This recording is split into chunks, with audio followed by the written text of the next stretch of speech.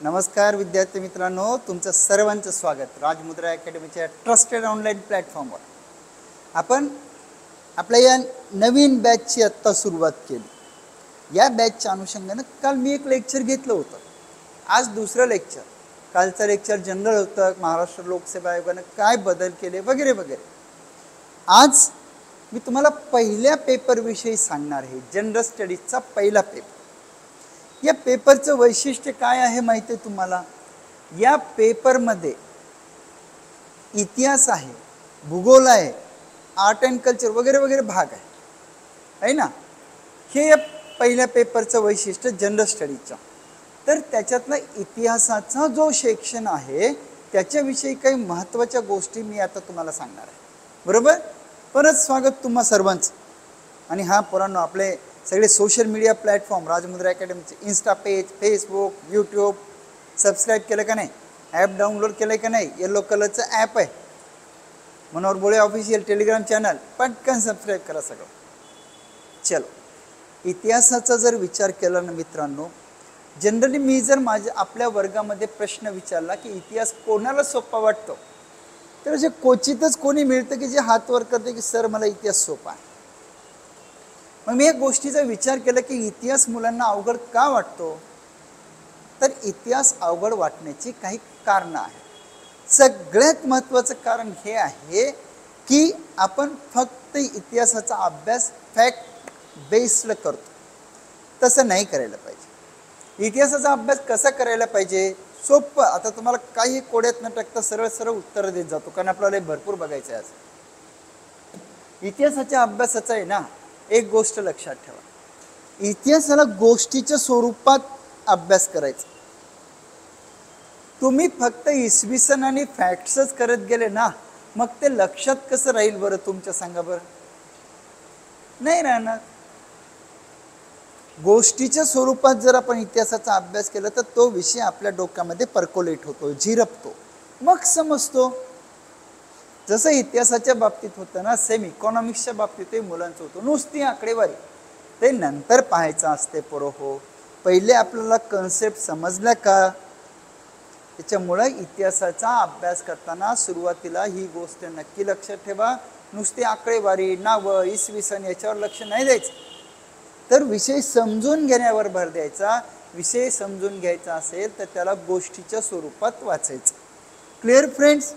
Second thing बघा, इतिहासामध्ये तुम्ही कोणतीही एक, आता काल मी ऑफलाईनला शिकवताना एक प्रश्न विचारला होता पोराने, तुम्ही सांगा म्हणलं कोणती इव्हेंट. तर एका मुलीने सांगितली की असहकार चळवळ. ठीक आहे, कोणतीही इव्हेंट तुम्ही गोष्ट घ्या इतिहासामध्ये, त्याच्यामध्ये काय नाही, प्रत्येक गोष्टीला काही कारणं असतात आणि त्याचे परिणाम झालेले असतात. History is a subject of cause and effect phenomena. Shall I repeat my sentence? History is a subject of cause and effect phenomena. त्याच्यामुळं इतिहासामध्ये जे काही असेल त्याला काही कारणं असतात, जे काही घटना घडली त्याचे काहीतरी परिणाम असतात. म्हणून इतिहास वाचताना माझ्या लाडक्या विद्यार्थी मित्रांनो, फक्त सण सणाळ्यावर लक्ष नका देऊ, नावांवर लक्ष नका देऊ, तर विषय समजला का नाही ते बघा. विषय समजायचा असलं तर गोष्टीच्या स्वरूपामध्ये कारण परिणामाच्या सूत्रात टाकून इतिहास तुम्हाला व्यवस्थित वाचायला पाहिजे. आय होप माझे हे 2 वाक्य इतिहासाची तुमच्या मनातली भीती कमी करून टाकतील. क्लिअर? ओके. मग आता 2025च्या अनुषंगानं पहिल्या पेपरमध्ये जो इतिहासाचा भाग टाकला त्याचं डिकोडिंग मी आत्ता करणार आहे. बाकी परीक्षा प्रक्रिया, स्वरूप, सगळ्या गोष्टी काल मी तुम्हाला सांगितल्या पहिल्या लेक्चरला. आज याच्यात काही महत्त्वाच्या गोष्टी. आता बघा, हे स्लाइड बघा. राज्यसेवा 2025 बदललेला अभ्यासक्रम, विषय इतिहास, राईट. आता तुम्हाला एक सांगू का की पहिल्या अभ्यासक्रमामध्ये मेन्सला जो इतिहास होता तो फक्त मॉडर्न इंडिया होता. Modern India, India since India, तो त्याचाच भाग आहे. मॉडर्न इंडियाचा सिलेबस होता. आत्ता जेव्हा महाराष्ट्र लोकसेवा आयोगाने जे बदल केले ते UPSCचा सिलेबस जशाला तसा घेतला, त्यामुळे आपल्याला आता हे पाहताना UPSCचा सिलेबस हा पायाभूत घटक मानावा लागेल. या सिलेबसमध्ये नेमकं काय काय आहे थेट टू दी पॉइंट सांगतो. इफ पॉसिबल तुम्ही हे लिहून घ्या. मी थोडं बाजूला सरकतो, दाम छोटे हो जाते हैं जरा.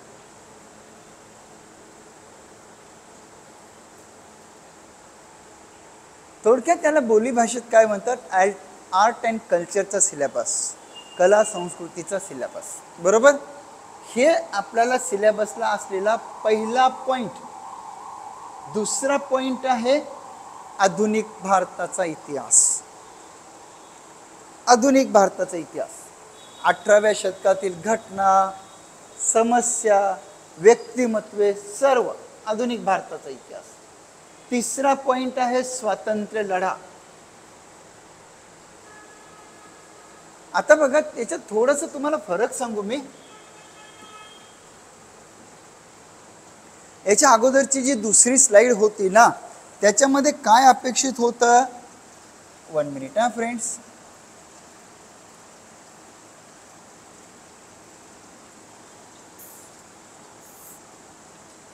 पहिल्या स्लाइड होतं मध्ये की ब्रिटिशांनी भारत कसा जिंकला,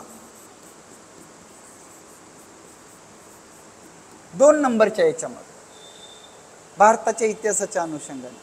आणि या दुसऱ्या याच्यामध्ये काय अपेक्षित आहे, स्वातंत्र्य लढा. या दोन्हीमध्ये फरक हा आहे की दुसरी स्लाइड ही 1885 पासून पुढे सुरू होते.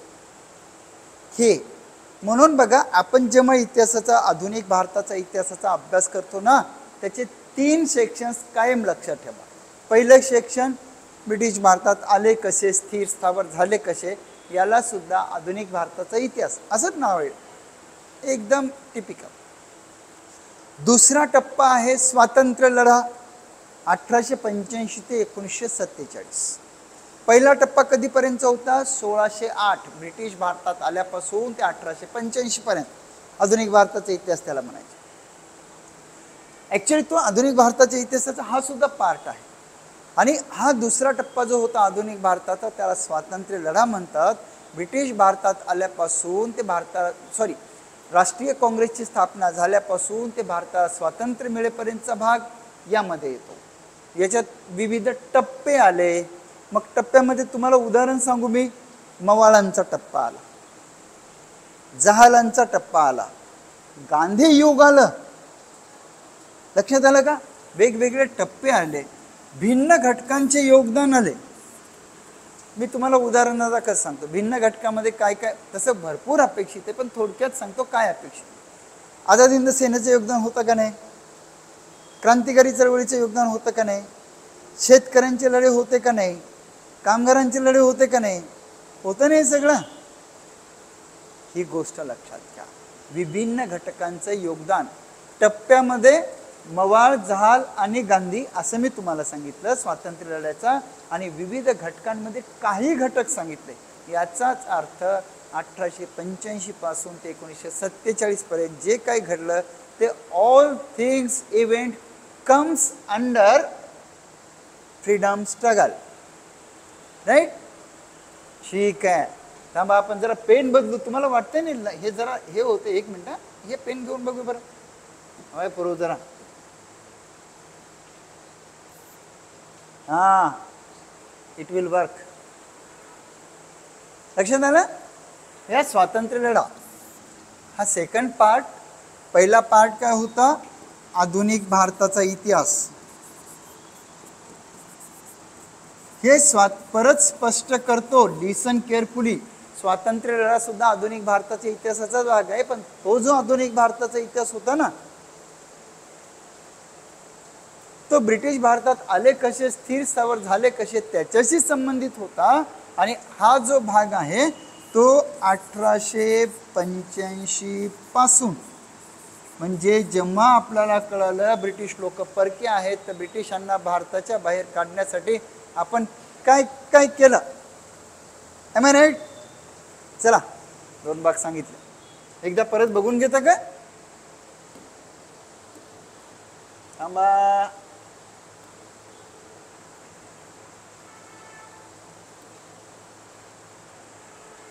नवीन सिलेबस जो आला त्याच्यामध्ये हिस्ट्रीमध्ये फर्स्ट सेक्शन होतं भारतीय संस्कृती, कला, साहित्य, वास्तुकला, राईट. सेकंड काय होतं, आधुनिक भारत. त्याच्यामध्ये मग कोणता खास करून फोकस होता, 18व्या शतकातील घटना, समस्या, व्यक्तिमत्वे इत्यादी. म्हणजे थोडक्यात काय, आधुनिक भारताचा हा पहिला टप्पा. त्याच्यानंतर पुढचा टप्पा कोणता, स्वातंत्र्य लढ्याचा पुढचा टप्पा. Is it clear? सोपं समजून घ्या. मी तुम्हाला एकदम आपल्या बोलीभाषेत सांगू पोरांनो, आपल्याला जो आधुनिक भारताचा इतिहास आहे ना, त्याचे 3 भाग आहेत. ब्रिटिश भारतात आले कसे, स्थिर स्थावर झाले कसे, पहिला भाग. दुसरा भाग आहे स्वातंत्र्य लढा. आपल्याला जेव्हा कळालं की ब्रिटिश परके आहेत, तेव्हा त्यांना भारतातून, भारताच्या बाहेर काढण्यासाठी आपण काय केलं. आणि तिसरा भाग आहे स्वातंत्र्योत्तर भारत. पहिला भाग जो येतो आधुनिक भारताचा, तो 1608 ते 1885 पर्यंत. दुसरा येतो स्वातंत्र्य लढ्याचा 1885 पासून 1947 पर्यंत. तिसरा येतो इंडिया सिन्स इंडिपेंडन्सचा, तो 1947 नंतर. Clear friends? Okay.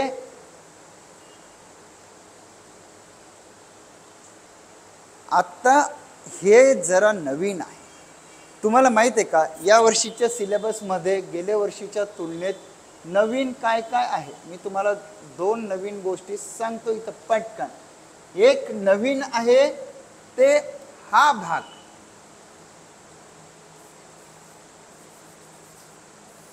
New addition. कोणता, आर्ट अँड कल्चरचा भाग, बरोबर ना. हा नवीन आहे. बघा, घाबरू नका. हे बघा, जवळपास जुनच आहे, थोडंसं ॲडिशन होणारच ना. Change is the law of nature. आणि आपली स्पर्धा परीक्षा सुद्धा त्याला काय अपवाद नाही, बरोबर ना. चला, एक नवीन भाग क्लिअर, पुढे घेऊ. हा जुना भाग, हा जुना सिलेबस, हा नवीन, हा नवीन. This is new addition.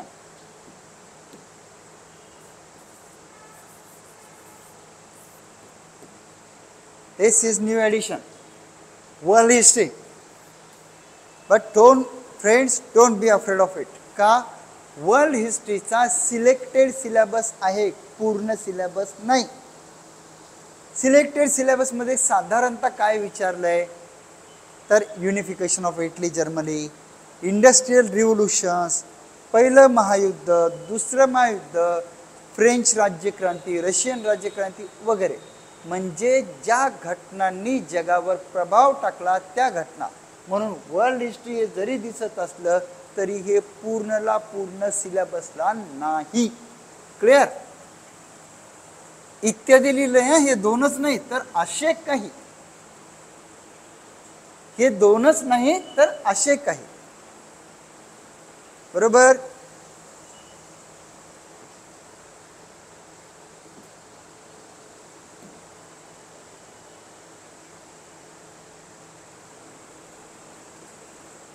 हे सुद्धा जुन्या सिलेबसमध्ये होता, इंडिया सिन्स इंडिपेंडन्स. तुम्हाला माहिती आहे ना पूर्व, बिपिनचंद्र सरांचं तर पुस्तकच आहे याच्यावर, स्वातंत्र्योत्तर भारत. तुम्हाला थोडक्यात काही गोष्टी सांगतो. बघा, एकदम शांत व्हा. पहिले झाले का? मी पाणी पितो जरा.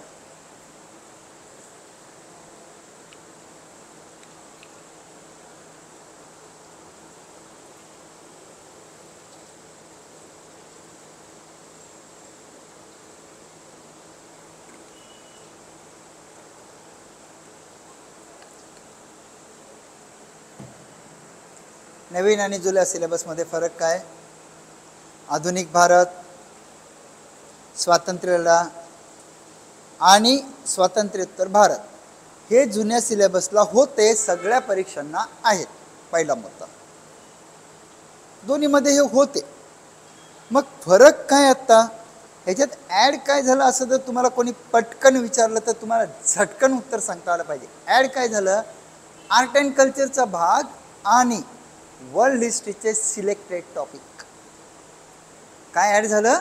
आर्ट अँड कल्चरचा भाग आणि वर्ल्ड हिस्ट्रीचे सिलेक्टेड टॉपिक एवढंच ॲड झालं. हा जो भाग आहे स्वातंत्र्योत्तर भारत अगोदर होताच ना. पुढे जाण्याच्या अगोदर थोड्याशा दोन मोठ्या महत्त्वाच्या गोष्टी. एक, इतिहासाचा अभ्यास करताना सुरुवातीच्या टप्प्यामध्ये इसवी सन फॅक्ट्स लक्षात ठेवायचे नाही. दोन, इतिहासाचा अभ्यास कारण परिणामाच्या सूत्रात गोष्टीच्या रूपात करायचं. समजलं पाहिजे, बाकी नंतर सगळं लक्षात राहतं. Right.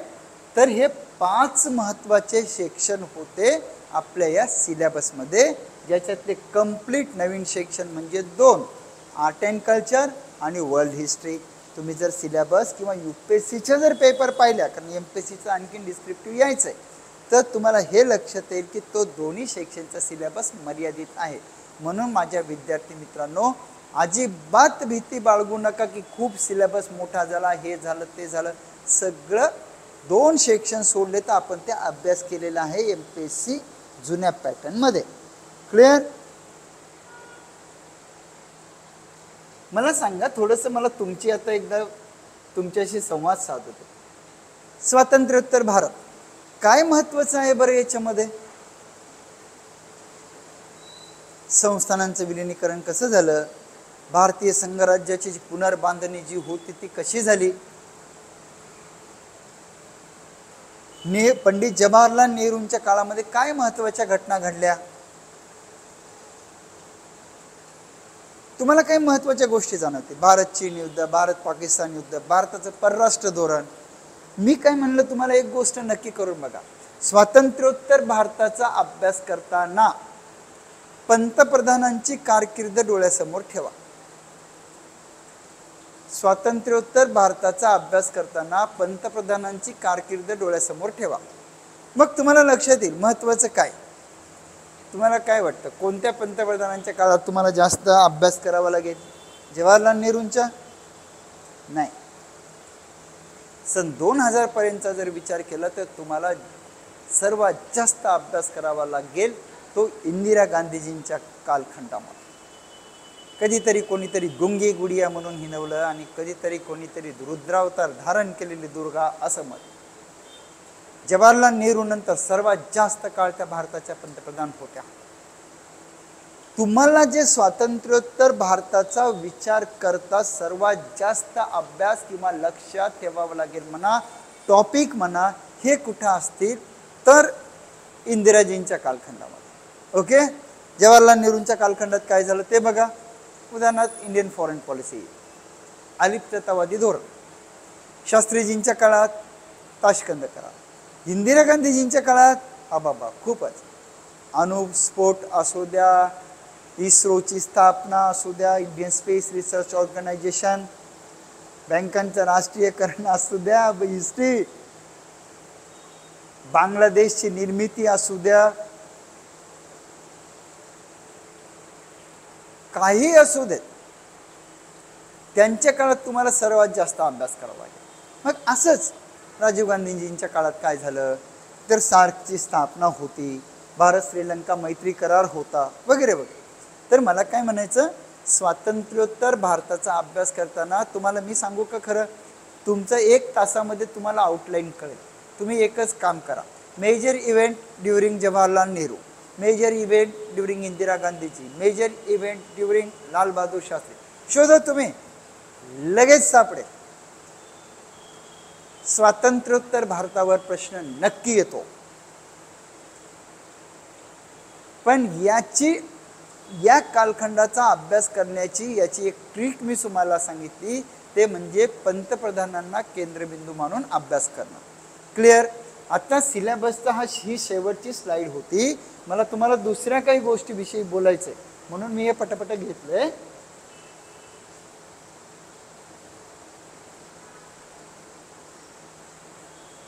To sum up this point, I am going to telling you, first art and culture, second British भारतात आले कसे, स्थिर स्थावर झाले कसे, थर्ड स्वातंत्र्य लढा, fourth world history selected topic, fifth India since independence. हे 5 मेजर सेक्शन्स आहेत. कशाचे? 2025 सामान्य अध्ययन इतिहासाच्या पेपरचे. राईट. किती सेक्शन? 5. आर्ट अँड कल्चर, आधुनिक भारत इतिहास, ब्रिटिश आले कसे, स्थिर झाले कसे, देन स्वातंत्र्य लढा, त्याच्यानंतर वर्ल्ड हिस्ट्री सिलेक्टेड टॉपिक, आणि 5वा स्वातंत्र्योत्तर भारत, इंडिया सिन्स. किती मुद्दे आहेत? सेक्शन 5. किती आहेत? राईट. ओके. मी तुम्हाला सिलेबस विद्यार्थी मित्रांनो थोडक्यात सांगितलं. इतिहासाचा सिलेबस दिसायलाच फार मोठा असतो, पण त्याच्यात खूप सिलेक्टेड टॉपिक असे असतात की ज्याच्यावर प्रश्न येतात. ते तुम्हाला कळण्यासाठी तुम्हाला प्रश्नपत्रिकांचा व्यवस्थित अभ्यास लागतो. चलो, आता आपल्याला आपल्या लेक्चरच्या दुसऱ्या टप्प्यामध्ये अभ्यास स्ट्रॅटेजीवर बोलायचं आहे. अभ्यास स्ट्रॅटेजीवर. चलो कमान. पहिला मुद्दा, गत वर्षीच्या 3-4 वर्षाच्या प्रश्नपत्रिका पाहणे. तुम्ही म्हणाल अहो सर तुम्ही काय बोलताय, MPSCचा सिलेबस येणार आहे 2025 पासून, तुम्ही म्हणताय की मागच्या 4 वर्षाच्या प्रश्नपत्रिका पाहायच्या, आमच्या हाती काय लागल? बाळांनो, मी तुम्हाला MPSCच्या नाही, UPSC मेन्सच्या क्वेश्चन पेपर पाहायला सांगतोय. का? याचे 2 कारण. एक, आणखीन MPSCची मेन्स झालीच नाही. दुसरं कारण काय आहे? UPSCचा सिलेबस जसाला तसा महाराष्ट्र राज्य लोकसेवा आयोगाने टाकला. मग आपल्याला 3-4 वर्षाच्या UPSCच्या मागच्या क्वेश्चन पेपर पाहिल्या GSच्या, जास्त जुन्या नका बघू, कारण UPSC तर खूपच बदलत असतं. तर तुम्हाला लक्षात येईल की नेमका प्रश्न कुठे येतो. क्लिअर झालं? पहिला मुद्दा काय? UPSCच्या 3-4 वर्षाच्या प्रश्नपत्रिका पाहणे. पहा. पोरांना पाहण्यामध्ये आणि उत्तर लिहिण्यामध्ये फरकच नाही कळत. काय सांगावं तुम्हाला? लगेच तुमचा अभ्यास नाही, पोरं म्हणतात प्रश्न घेऊन उत्तर लिहायला लागलो, मला आलं नाही, हे नाही. अरे बाळांनो, अभ्यास असल्याशिवाय येत नाही. क्लिअर? पहिले बघा, त्याच्याशी मैत्री करून घ्या. क्लिअर? सेकंड पॉइंट, मी काल तुम्हाला हा मुद्दा आपल्या बोलीभाषेत सांगितला होता. मी काय बोललो आठवते का तुम्हाला? एखादा टॉपिक वाचायचा, त्या टॉपिकवर कोणता प्रश्न येऊ शकते, किती प्रश्न येऊ शकते याचा विचार करायचा. मग प्रश्न हे येऊ शकतात, तर मग मी त्या प्रश्नाचं उत्तर कसं लिहीन, सुरुवात कशी करेल, मध्ये कंटेंट काय टाकेल आणि शेवट काय करेल, याला उत्तराचं फ्रेमवर्क म्हणतात. तर मग तुमचा अभ्यास झाल्यानंतर प्रश्नपत्रिका अगोदर बघत जा, अभ्यासासोबत माइंड आन्सर रायटिंग ही अभ्यासानंतर.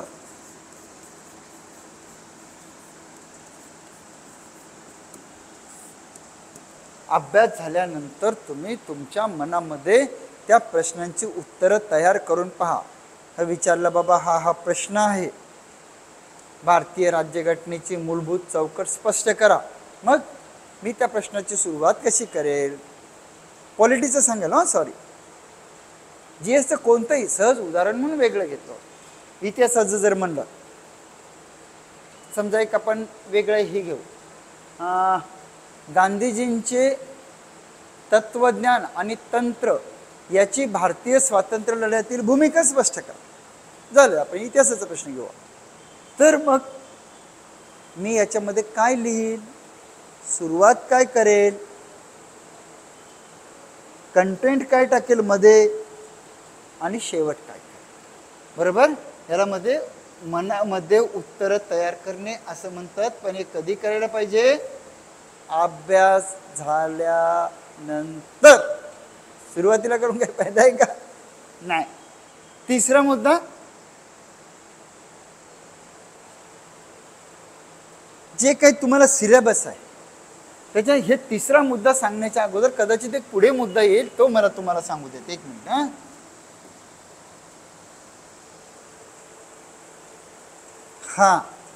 हा मुद्दा मला पहिले तुम्हाला सांगू दे.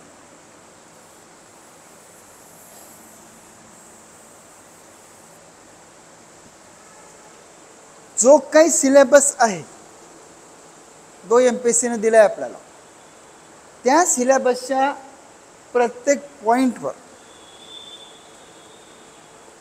असेल समजा विजयनगरची स्थापत्यशैली, जहांगीरची चित्रशैली,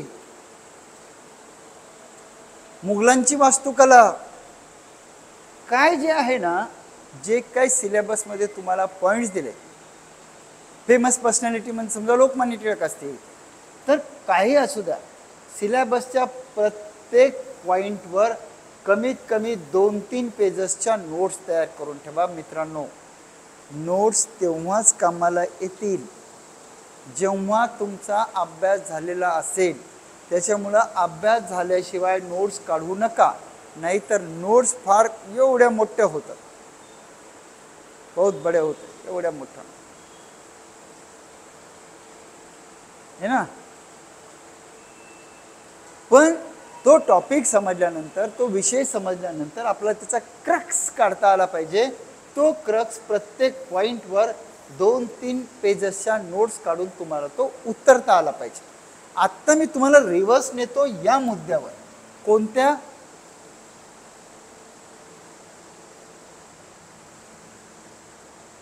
हे बघा, सिलेबस प्रमाणे जेव्हा तुम्ही 2-3 पॉइंट्स, प्रत्येक पॉइंटवर 2-4 पानाच्या नोट्स काढणार आहेत, त्या नोट्समध्ये काही फॅक्ट्स फॅक्ट्सचं एखादं पेज तयार करून ठेवा, डेटा, डायग्रॅम्स, या सगळ्या गोष्टीची काळजी घ्या. फॅक्ट्स लिहा, काही डेटा काढून ठेवा, काही डायग्रॅम्स, फ्लो चार्ट तयार करून ठेवा. काही डायग्रॅम म्हणजे काय, फक्त बायोलॉजीच्या डायग्रॅम मला काय नाही, इतिहासामध्ये काही करता येते का? तुम्हाला उदाहरण सांग. रोमिला थापरच्या हिस्ट्री ऑफ वन या पुस्तकामध्ये प्राचीन काळातील अश्मयुग, नवाश्मयुग, त्याच्यानंतर पाषाण युग, या काळातले जे हत्यारं होते ना, त्याच्या डायग्राम्स दिलेल्या आहेत. मग त्याच्यावरून लक्षात होते की माणसाची प्रगती काय झाली. तशा प्रकारचे डायग्राम्स म्हणालो मी. तुम्हाला क्लिअर व्हावं म्हणून मी उदाहरण सांगितलं. काय, सिलेबस प्रमाणे जेव्हा तुम्ही 3-4 पानाच्या नोट्स काढून ठेवता, त्याच्यामध्ये फॅक्ट्स असले पाहिजे, डेटा असला पाहिजे, डायग्राम असले पाहिजे. जर शक्य असलं तर या तिन्हीचे 1-2 पेज या 2-3 पेजेसच्या नोट्समध्ये सेपरेट लावलं पाहिजे. ओके, पुढे जाण्याच्या अगोदर एकदा बघूया 4 मुद्दे भोळे सरांनी काय सांगितले होते. एक मुद्दा PYQ of UPSC, second mind answer writing, विचार मंथन, थर्ड 2-3 पानाच्या नोट्स. पुढचा मुद्दा त्याला आपण अलीकडे आणला होता. आणि इथं काय सांगितलं होतं, त्या नोट्सला ॲडिशन, त्या सिलेबस प्रमाणे तुमच्या उत्तराला व्हॅल्यू ॲडिशन होण्यासाठी, वजन येण्यासाठी फॅक्ट, डेटा, डायग्रॅम्स याचा वापर नक्की करावा. क्लिअर. इतिहासाचे 4 भाग 5 भाग सांगितले होते, ते आठवतात ना तुम्हाला. आर्ट अँड कल्चर, आधुनिक भारताचा इतिहास, स्वातंत्र्य लढा, जगाचा इतिहास आणि स्वातंत्र्योत्तर भारत पहिल्या टप्प्यात घेतलं. दुसऱ्या टप्प्यामध्ये नेमका इतिहासाचा अभ्यास करताना काय करायला पाहिजे हे सांगत होतो. बघून घेतो एकदा, मग मी पुढे घेतो तुम्हाला.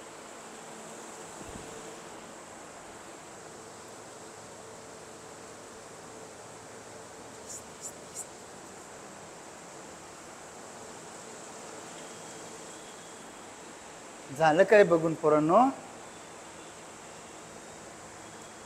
नोट्सच्या नंतर आपण हा पॉइंट टाकला होता. Okay, come on, next point.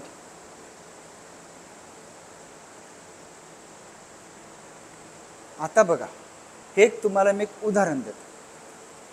आर्य भारतात आले, हिंदुकुश पर्वतरांगात तिकडून आर्य भारतात आले.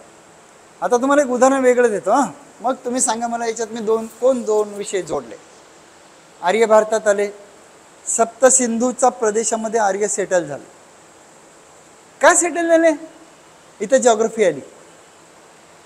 का सेटल झाले? इथं जॉग्रफी आली. का? नद्यांचा उगम कसा झाला, कुठं झाला, कोणत्या सप्तसिंधू म्हणजे कोणत्या 7 नद्या होत्या त्या, आता किती नद्या आहेत तिथं, त्या नद्याच्या प्रदेशात का सेटल झाले, तर सुपीक जमीन होती नद्यांच्या काठची म्हणून सेटल झाले. पुढे ते उत्तर भारतात का पसरले, घनदाट जंगल होतं आणि तसं मग ते नद्यांचा तो गंगा वगैरे नद्यांच्या अनुषंगाने या भागात गेले. अगोदर सप्तसिंधूच्या भागात होते. म्हणजे बघा हिस्ट्री आणि जॉग्रफी कसा एकत्र करतात. किंवा मोहेंजोदरो हरप्पा याचं डिक्लाइन सांगण्यासाठी इतिहास तज्ञ आज कारण सांगतात की काही पर्यावरणीय बदल झाल्यामुळे ते नष्ट झाले असं सांगतात.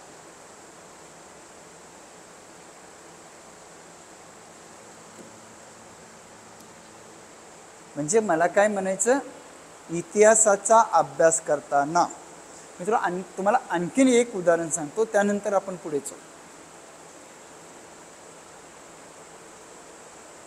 मौर्य साम्राज्यामध्ये त्यांची अर्थव्यवस्था खूपच स्ट्रॉंग होती.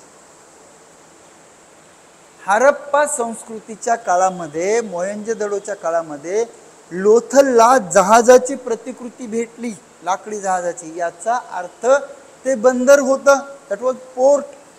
बंदर होतं याचा अर्थ दुसरीकडे व्यापार होत होता. म्हणजे हिस्ट्री आणि इकॉनॉमी लिंक झालं का नाही. मी हे तुम्हाला जॉग्रफीचं एक उदाहरण दिलं, हिस्ट्रीचं एक उदाहरण दिलं, पर्यावरणाचं एक उदाहरण दिलं. का दिलं मित्रांनो, हिस्ट्री म्हणजे फक्त काही प्रश्नोत्तर पाठ करणं नाही आहे, काही फॅक्ट्स आणि नावं पाठ करणं नाही आहे. तर हिस्ट्री म्हणजे काय, त्याला वेगवेगळ्या इतिहासातील जे विषय आहेत ना त्याचा, बघा दुसऱ्या महायुद्धाची सुरुवात का झाली, त्याला आर्थिक कारणं महत्त्वाची होती. जपाननं दुसऱ्या महायुद्धात भाग का घेतला, अमेरिकन त्यांची बँक खाती गोठवली होती. म्हणजे मी काय तुम्हाला थोडक्यात काय सांगू इच्छितो, इतिहास हा विषय भूगोल, त्याच्यानंतर वैज्ञानिक प्रगती जरी विज्ञान, अर्थशास्त्र, पॉलिटी, इन्व्हायरमेंट या सगळ्या मुद्द्यांशी संबंधित आहे. त्याच्यामुळं इतिहासाचा अभ्यास करताना तुम्हाला एकदम डोळसपणे अभ्यास केला पाहिजे. तुम्हाला इतर विषय तिथं लिंक करता आले पाहिजे. अलाउद्दीन खिलजीने आहे ना मार्केट ऑपरेशन्स काही महत्त्वाच्या गोष्टी केल्या, अन्नधान्याच्या किमती वगैरे स्थिर ठेवण्यासाठी. का केले मग, इतिहास त्याचे ऑपरेशन्स, पण त्याचे कशाशी संबंधित होते, इकॉनॉमी. मग थोडक्यात काय सांगायचं आहे मित्रांनो मला, तुम्ही जेव्हा इतिहासाचा अभ्यास करताना तेव्हा इतर शाखाला ते कुठं लिंक करता येते हे नक्की बघा. चौथा पॉईंट, पाचवा पॉईंट ॲक्च्युली, कारण मी चौथा पॉईंट हा अगोदरच घेतला होता. तुम्ही जेव्हा नोट्स काढताल त्या नोट्सला थोडंसं बॅकअप असलं पाहिजे. 2-3 पानाच्या नोट्स काढल्या पाहिजे, मग त्याला आणखीन 1-2 पानं जोडले पाहिजे. चार्ट, डायग्रॅम्स, फॅक्ट्स वगैरे वगैरे. आता एक खूप इंटरेस्टिंग पॉईंट आहे ॲक्च्युली.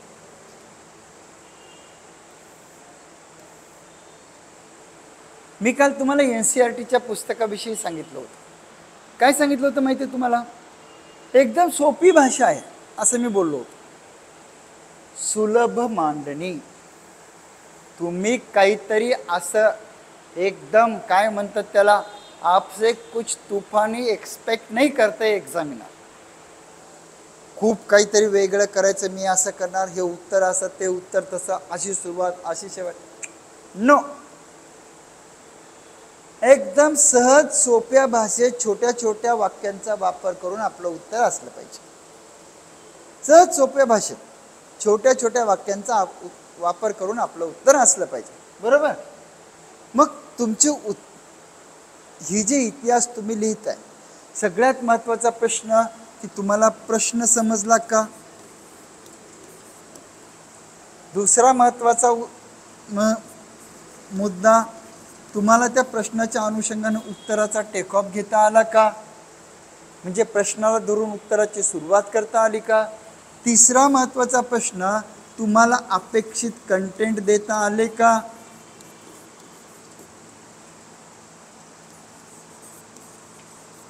आणि शेवटचा महत्त्वाचा मुद्दा, तुमची मांडणी सहज सोपी आहे का उगाच काहीतरी करायचं म्हणून करून टाकलंय, हे असं खूप अवघड काही काही विद्यार्थी मला म्हणतात नाही सर हे तर सगळेच जण करतात, मला काहीतरी वेगळं करायचं. अरे काहीतरी वेगळं करण्याच्या नादात सगळंच वेगळं होऊन जातं.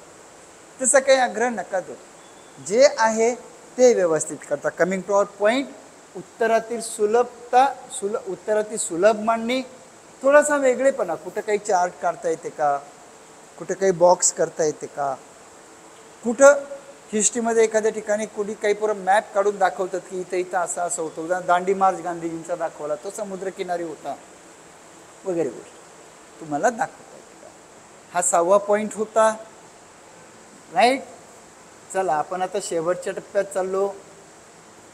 6व्या पॉईंटमध्ये मी काय बोललो, प्रश्न समजला का, उत्तराचा टेक ऑफ प्रश्नात धरून आहे का, काय मुद्दे तुम्हाला मांडायचे ते तुमच्या लक्षात आलं का, तुम्ही मांडले का. आणि पुढचा मुद्दा की तुमची मांडणी ही सुलभ भाषा सहज सोपी आहे की नाही, पाहिजेच.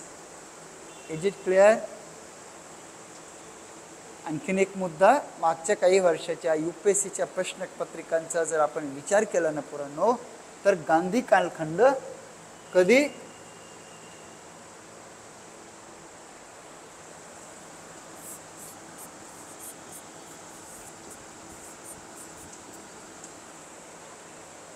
(1915 ते 47) गांधी कालखंडावर प्रश्न बऱ्यापैकी आलेले आहेत, ही गोष्ट नक्की लक्षात घ्या.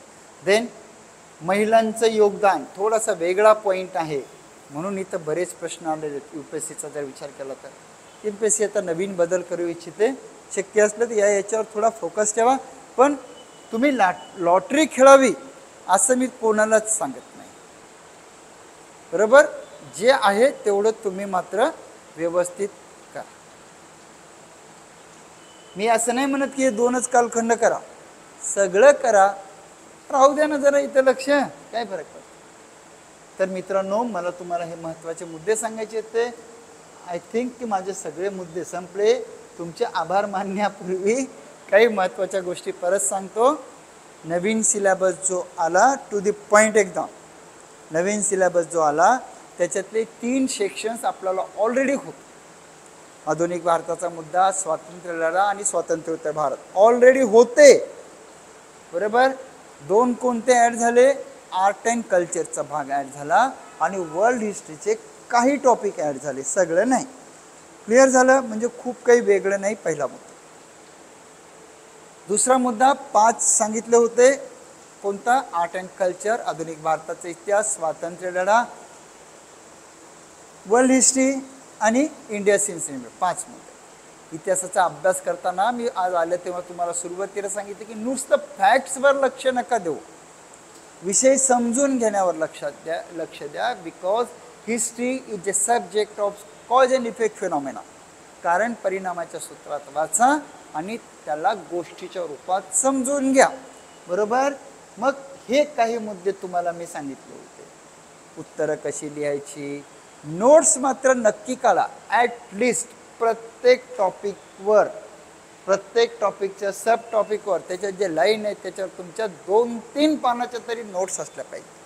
नोट्स काढताना काळजी काय घ्यायची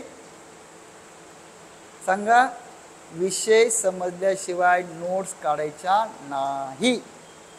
विद्यार्थी मित्रांनो, 1 मिनिट हा.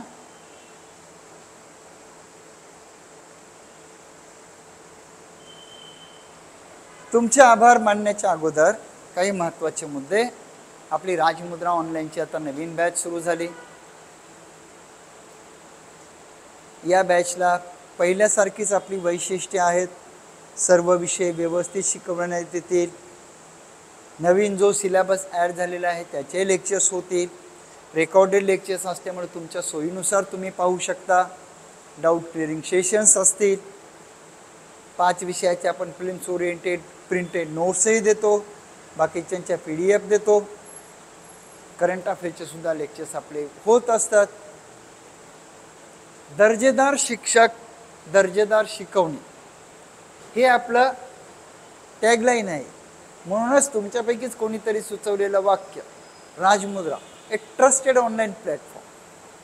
तुमचा ट्रस्ट हीच आमची प्रोत्साहनाची बाब आहे ना. काही तुम्हाला अडीअडचण आल्या नक्की सांगा. एक शेवटचा मुद्दा, आपण राजमुद्रा ऑनलाईनच्या प्लॅटफॉर्मवर आहे ना, स्टेट बोर्डच्या नोट्स सर्वांना मोफत देत असतो. तुम्हाला ज्यांना कोलानर नोट्स हव्या असतील तर या नंबरला तुम्ही व्हॉट्सअपला मेसेज करा.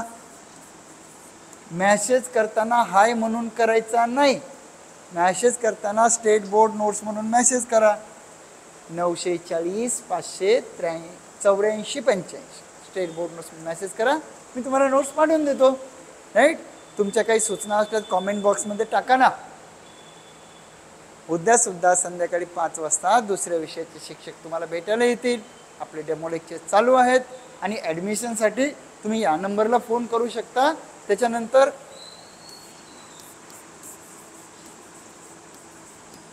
ॲडमिशनसाठी याही नंबरला फोन करू शकता. 9403000330. जरा नंबर परत लिहू का?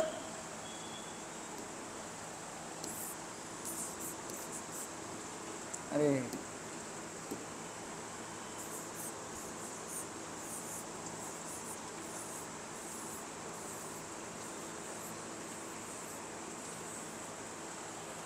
ॲडमिशनसाठी. राईट. एक मिनिट, दोन्ही नंबर इथं परत लिहितो म्हणजे तुम्हाला सोपं जाईल म्हणून. हां,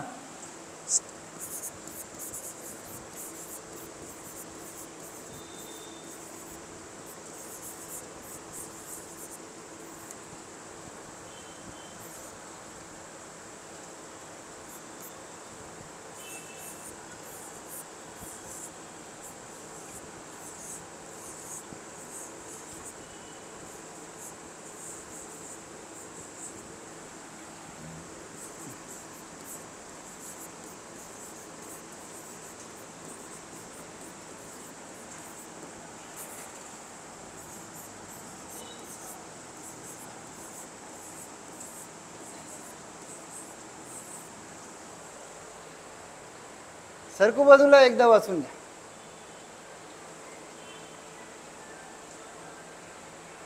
राईट. स्टेट बोर्ड नोट्स 9405008485 ॲडमिशनसाठी 9403000330. जाऊ मग. उद्या परत आहे ना आपल्या डेमो लेक्चरची ही सिरीज कंटिन्यू असणार.